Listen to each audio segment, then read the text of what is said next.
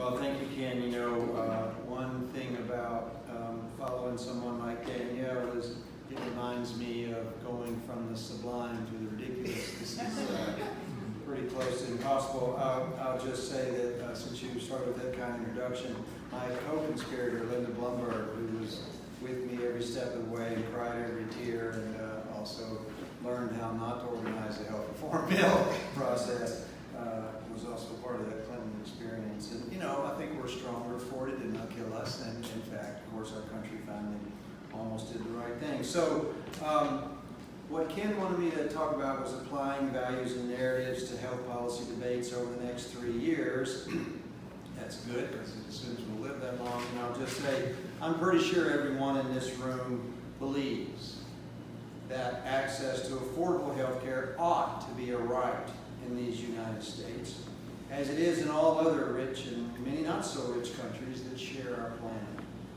And yet, access to affordable health care is not a right in our United States today.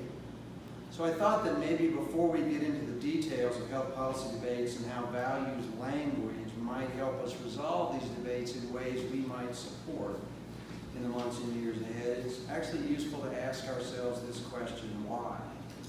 Why is it that access to affordable health care is not a right in the United States today? And I would submit that access to affordable health care is not a right here for 5 reasons. 2 technical, 2 philosophical, and at least 1 derivative, what I call political reason. The 2 technical reasons are fairly straightforward for this group of healthcare policy aficionados. The most important, of course, is that healthcare, the guarantee that was written into the ACA, that heroic attempt to close the gaps left by Medicare, Medicaid, and private insurance as they existed in 2010, that guarantee was substantially weakened when Chief Justice Roberts insisted that the Medicaid expansion provision, which you recall proposed to end federal support for the existing state Medicaid programs unless the states expanded Medicaid as stipulated by the ACA. This amounted to a degree of coercion by the federal government that is unconstitutional. Now, we'll never know for sure, but it seems highly likely to me that this opinion was probably an explicit quid pro quo for his lone conservative vote affirming the constitutionality of the individual mandate and the rest of the law, in the face of implacable and virulent opposition to the entire law by the other conservative justices from Scalia to Kennedy. And so his Medicaid sub-opinion was joined by Kagan and Breyer as a show of judicial solidarity and good faith, and for him as a protection against this interpretation being overruled by a future liberal court in some future we can hardly imagine today, but which Roberts and the right worry about every day and have worried about ever since Earl Warren engineered a unanimous Brown versus Board of Education decision in 1954. Given this choice, despite the math, despite the fact that the federal government would pay most of the cost and that their citizens' economies and healthcare systems would benefit, 14 states have for 5 years rejected the advantages of Medicaid, of expanding Medicaid, so that lowest income citizens who are categorically ineligible for the legacy Medicaid coverage these states have are left completely without viable options, since they can't possibly afford private coverage on their own. But the fact that state legislatures continue to make this choice is a fact we must consider. The second most important technical reason access to affordable health care is not a right in the United States today is that health care costs too damn much, which renders even the generous subsidies in the ACA effectively inadequate. So inadequate in some cases that folks are opting not to buy marketplace policies which protect those with pre-existing conditions because deductibles and co-payments they would have to pay make the gamble of living without insurance look like a better deal to them. These same underlying healthcare costs are driving more and more employers to increase deductibles and co-pays until more and more workers with employer-sponsored insurance are confronted with a similar calculus at even higher incomes. You could combine these 2 technical reasons into one core reason. Healthcare costs more than a large and growing fraction of our nation can afford. While the ACA helped a lot of people, some of whom are alive today because of it, we still have 27 million uninsured, and that number is rising under the regulatory machinations of the Trump administration, and will of course rocket back to the mid-40 million range if Trump has his way and the full law is declared unconstitutional through the red state attorney general case making its way to the Supreme Court, and now it has DOJ support. In short, we have a long way to go, technically, before health care is an effective right in our country. Now, those of you who know me know I am no philosopher in the class of Danielle Allen or even Yogi Berra. Though Justice Roberts in his decision did call economists, disparagingly in his mind, metaphysical philosophers. And I now take that epithet as a badge of honor. But I will offer up at least an economic opinion that one main philosophical opposition to affordable health care stems from a desire to avoid empowering a government strong enough to enforce such a right.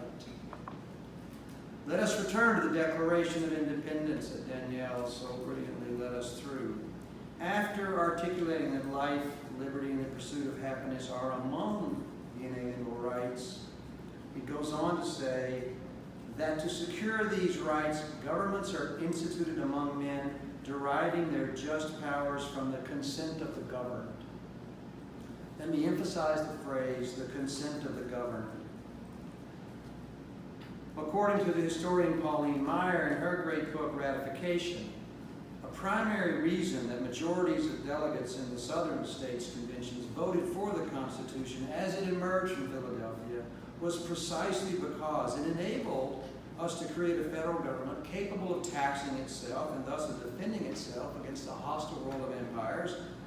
You might have remembered the French wanted their loans to be repaid and the British wanted their colonies back, and they both had navies and we didn't.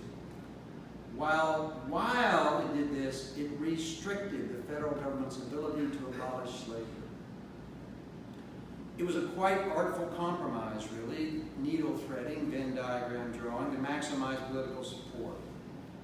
I submit to you today, fear of unlimited government is a more generalized fear of the unlimited power to redistribute income and wealth. Now, admittedly, there is also a fear of the power to grant civil rights to people who don't look, love, or worship like the majority. But I think the economic motive behind the fear of unlimited government is stronger, if not more widespread. And let there be no mistaken impression.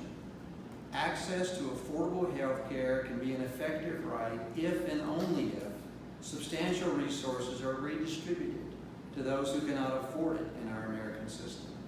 Those resources must come from somewhere, and some of the people from whom they must inevitably come oppose not only the transfer itself, but the very idea that the federal government should be strong enough to effectuate the necessary transfer. Which brings me to the second philosophical opposition to health care as a right.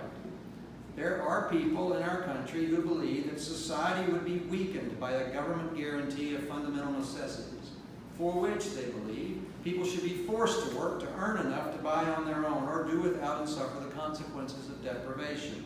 They believe the thought of deprivation will motivate people to work sufficiently. Even for food, these philosophers would make people work. Sources and support for this view include and are no less luminary than the Apostle Paul's second letter to the Thessalonians, Captain John Smith's speech in Jamestown in 1609, and Vladimir Lenin's 1917 book, The State and the Revolution. Thus, the federal government that distributes rights like health care, food, and housing for free after redistributing income and wealth risks weakening the very fabric necessary for a healthy society to thrive in the long run. These philosophical fears of redistribution and of weakening self-reliance then serve as the backdrop and underpinning of the political opposition to the ACA, specifically, but more generally, to the idea that health care should be a right. Who are these people who share these philosophical and political views? Well, let's start with the opponents of the ACA. That is, some of the healthy who now pay higher premiums because their community-rated risk pool includes those unlucky enough to have pre-existing conditions, and because they were required by the ACA to buy more generous policies than they were buying before the ACA. Some of the high-income families and individuals who pay higher taxes due to the ACA. Some people with ESI, or maybe they had non-group insurance pre-ACA, who remember they studied hard in school, they worked hard, and they buy their own, so why can't everybody else do the same? and some healthcare providers who were doing very well, thank you very much, in the pre-ACA fee-for-service Byzantium we created with our uniquely American experiment. I submit to you these philosophical and political positions that really look at life as a zero-sum game have been with us since before we were a country, are not going away, and explain, I think, the deep emotional intensity in the opposition to the relatively technical ACA fix to our patchwork healthcare system. So how can values-based communication and health policy discourse help us to overcome some of these technical, philosophical, and political barriers to healthcare as a right in the United States? Well, if I knew precisely, I would be a very happy and a relatively wealthy man, and we could all go to the bar right now, but alas, we'll just have to muddle through and work this out among ourselves, perhaps after we more fully digest Danielle's and Abby's wisdom and eloquence. But for some reason, Ken wanted me to offer some thoughts, so here they are. First of all, I have emphasized the reasons why healthcare is not yet a right in the U.S. to try and illuminate a pathway to that happy outcome.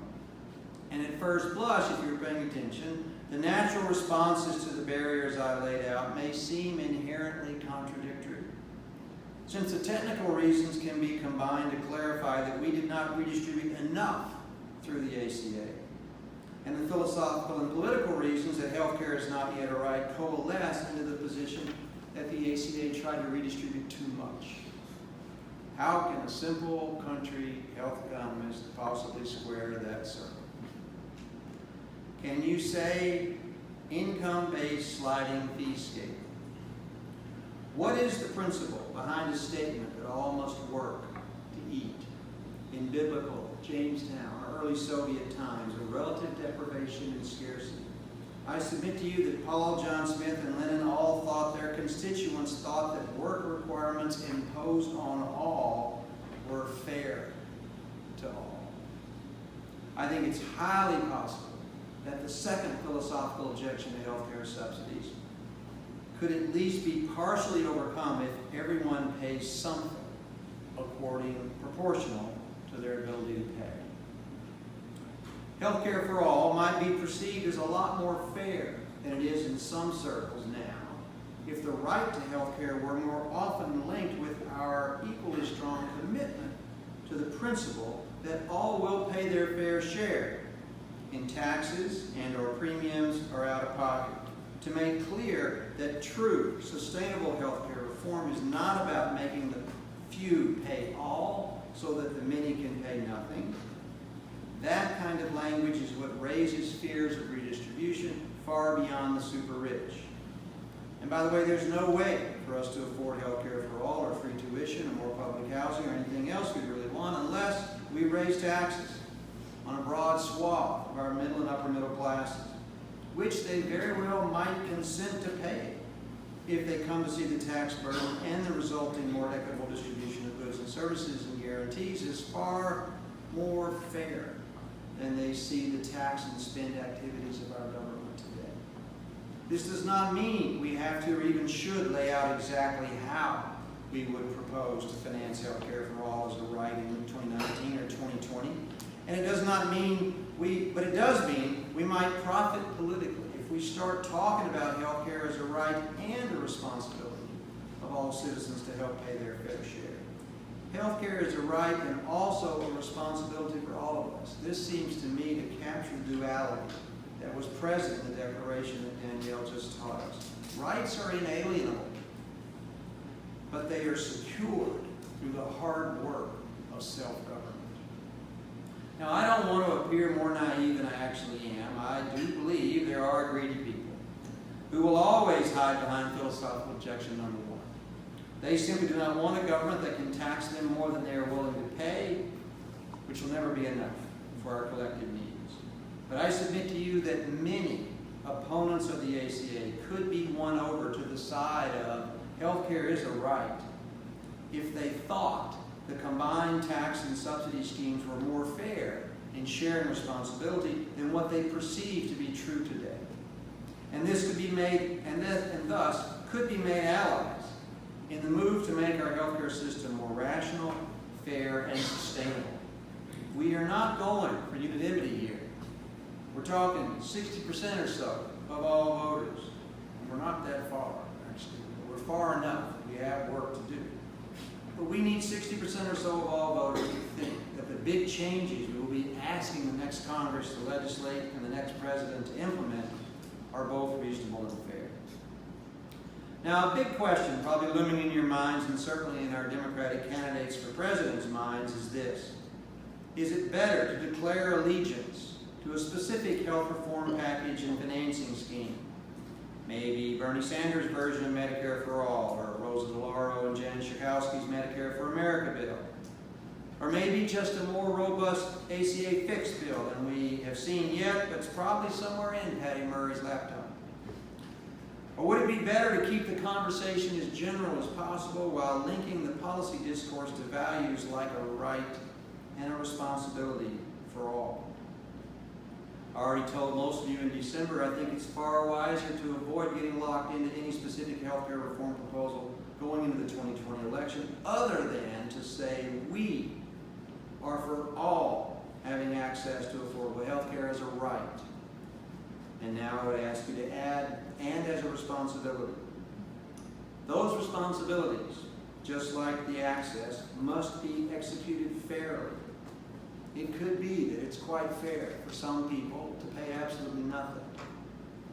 But it doesn't mean we shouldn't have some kind of sliding fee scale because it's perceived to be so fair by so many people. For the campaign, the most important thing is to make clear that the other side, in every single case, is for some, not all, having access to care.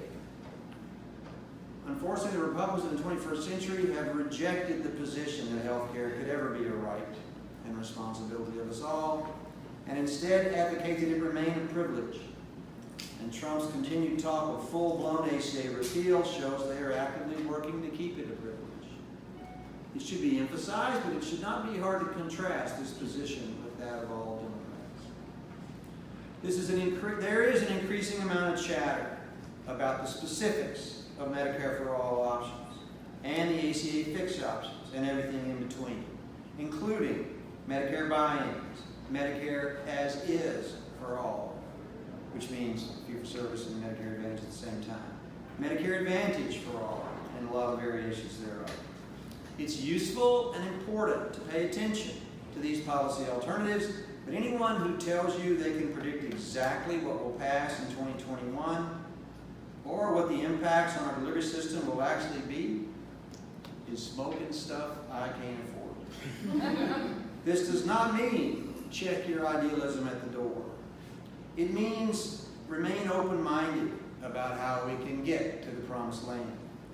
I and any other health policy analyst in this room and 100 other rooms around this town, around our country, can lay out 4 or 5 different transition paths to virtually any system of universal coverage and cost containment, with variable but uncertain likelihoods of success and failure on all fronts. Whatever we pass will have to be tweaked and tweaked again as results and perceptions of fairness and effectiveness change over time, and that's okay.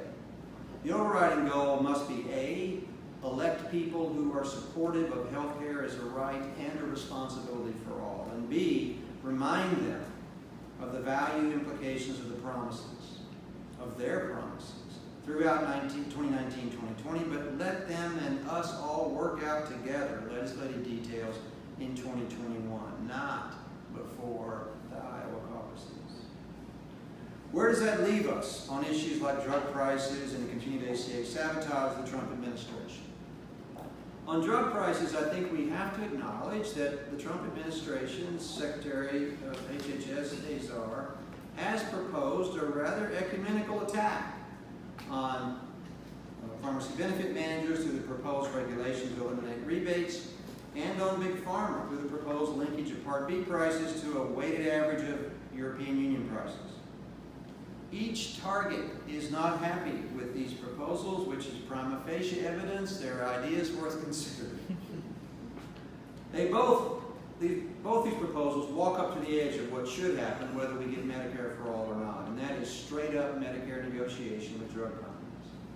How can any solution ever be fair or sustainable if one side is forced by law to refrain from even considering price. The absurdity, unfairness, and non-sustainability of preventing Medicare from negotiating price gets more obvious every day. No legislation can pass the Senate, of course, this year or next, but our side should definitely make this an issue in the 2020 campaign and in every single Senate race therein. On the continued ACA sabotage, my interpretation is that Trump is doing it mostly like he does everything else, to exacerbate and create divisions. In this case, he's exploiting divisions created by the ACA. The ACA helped people with pre-existing conditions in the very low income and expansion states. But the ACA rules hurt those who had benefited from underwritten risk pools and parsimonious benefits, things like annual limits, lifetime limits, no maternity, etc. Those folks may not have known what catastrophic risks they were taking with these skinny policies, but they did know quite quickly when their premiums went up post-ACA. The solution here is to grant them the same kind of tax break I get for getting my insurance through my employer, which they don't get when buying a non-group policy on their own. This actually isn't rocket science, but it does cost money, though way less than we're spending now, and by increasing perceptions of fairness, we could actually significantly reduce opposition to and even increase support for the rest of the law. Now, no health reform plan or debate will end well if we don't figure out how to lower costs. And this will be the underlying issue, whether we get to single-payer health care or some variation of Medicare Advantage for all, or just continue modifying the ACA once Trump is gone. What are the values that should guide policies designed to achieve cost reduction? Access to affordable health care is a right and responsibility for all Americans, but the metaphor of a sliding fee scale suggests that we cannot simply demand that doctors and hospitals just accept a 40% pay cut and expect all things to be wonderful after that. When you get to the core of Medicare for All proposals, those that would eliminate private insurance implicitly promise to lower health care service payments to providers commensurate with the reduction in the administrative costs those providers bear now. Costs that are largely related to getting paid by the hundreds of different insurers with their own idiosyncratic claims adjudication systems. This might, in optimistic calculations, lower physician prices by as much as 20% and hospital prices by 15%, which will translate into maybe a 10% drop in overall healthcare prices and spending. And maybe if we eliminate private insurance, we can get another 3 to 5% system-wide savings by taking their margins down to the government margins. But when you extend coverage then to the last 15% of our population and reduce point-of-service cost sharing as well, like we know we want to, spending will surely go back up. So that the likelihood of saving lots of money this way in one fell swoop is actually pretty low. Which is all a somewhat wonky way of saying perhaps we should think about Medicare for All as more of a change in who pays what. Everyone paying a new form of more fair, income-based sliding scale taxes in lieu of premiums and cost sharing. It's more like that than in changing the net levels of healthcare spending overall. Along with an advantage of Medicare for All, which would be, in my view, the greater ability to adjust payments to control cost growth over time, will have to be balanced against the reduction of choice that some, maybe a lot of people, will lament in the move from private insurance. That and the fact that Medicare pays providers so much less than private insurers do in the commercial market today mean that any transition that will maximize support for the emerging new system will have to be long. All of which is another way of saying our healthcare reform debates are not likely to end in 2021 or soon thereafter. The best outcome we can hope for is that each iteration from the ACA forward be consistent with the values we hold dearest, which I submit to you are that access to health care is a right and a responsibility for each American.